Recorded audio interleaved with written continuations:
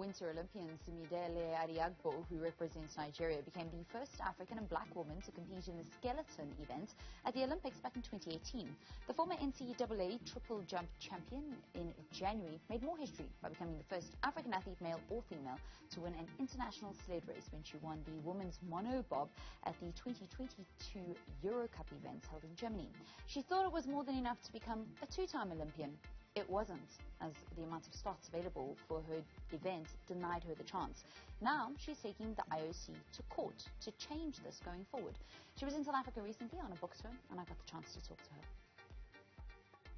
When I was watching the Olympics from my couch, I had some time to reflect. It's never a position that you want to be in as an athlete, watching from your couch, because everything that you do is to qualify. But the more I reflected, the more I realized that there was quite some disparity between the qualification spots available for men versus women, specifically in my sport of bobsled. And for me, I started really channeling my disappointment to see how I could drive change. Every athlete dreams of being an Olympian, right? But when you're training, when you're working hard, you're doing that thinking you have an equal opportunity of qualifying. But when I realized that there was such a big gap, so for example, on the men's side, there's quite a more number of spots. So they have 58 spots available for men to qualify for the games between the two disciplines that they have. And for women, there's only 40. And so looking at that disparity, I started asking, why does that have to be the case? Every woman deserves the chance to qualify equally.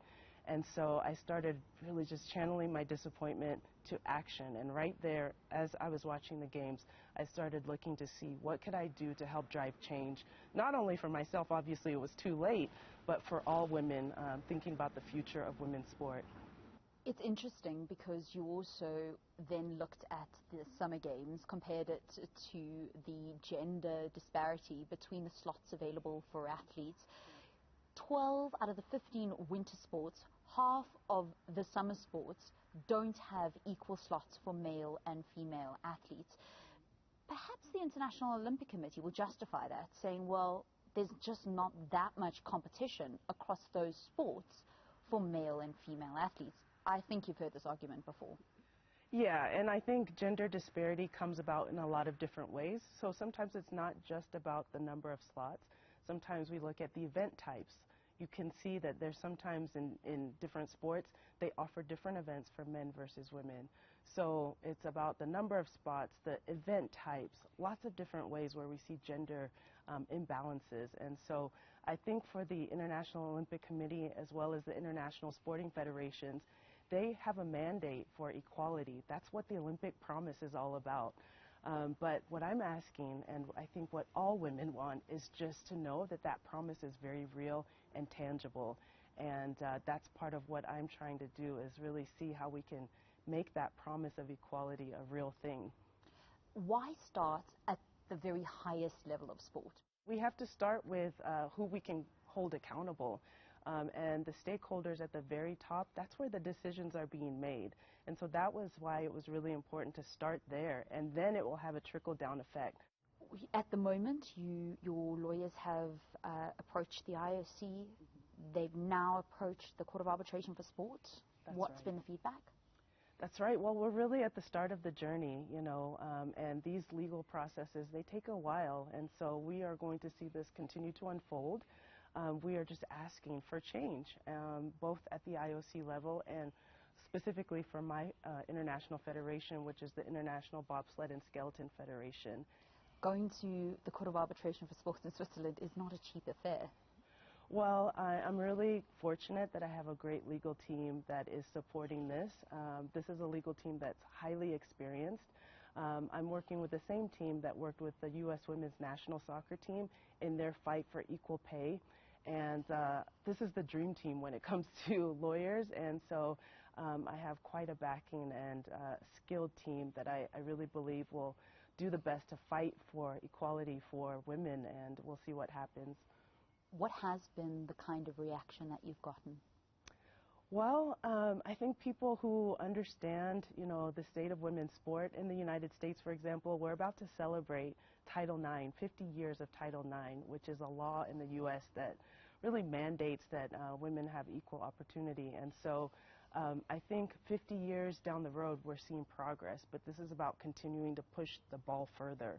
And I think people are celebrating that this is an opportunity and could be a landmark case when it comes to really understanding what equality means at the Olympic level. I mean, the Olympics, that is the pinnacle of sport. So if we don't have equality there, then what do we really have when we think about sport as a whole? And so that's what this is about. And I think when people see that, they understand it, and they are rooting for me and rooting for women's sports in general. Do you want to tell us a little bit about Slay, Slay, Slay All Day? Sure. So Slay, I do the sport of bobsleigh. So the title of the book, Slay, Slay, Slay All Day, is kind of a play on words because it talks to my sport, but also I view slay as really a term of empowerment. It is about how you can unlock your bravest, boldest, and best self. And so the inspiration behind the book actually comes from my Olympic journey. The obstacles that I had to face. It's not easy doing a sport like skeleton and having to go down this ice track at speeds of 120 kilometers an hour. And I definitely didn't get it right the first time. And so this character in the book, Damilola is her name, she encounters many obstacles because she has a desire to slay, to go and sled as fast as she can. And so it's really a message telling kids that no matter what obstacles you face, you can still reach your dreams. You can be brave, you can be courageous, and accomplish your goals. So did the book come after what happened with getting your opportunity denied in Beijing, or was it before? Did you have the idea? Yes, I had the idea before. It's definitely something that I see as part and parcel of my work on the ice. I can slay on the ice, but that's only for about a minute, 60 seconds, and I'm off the ice. Where I see the real impact is what I can do off the ice.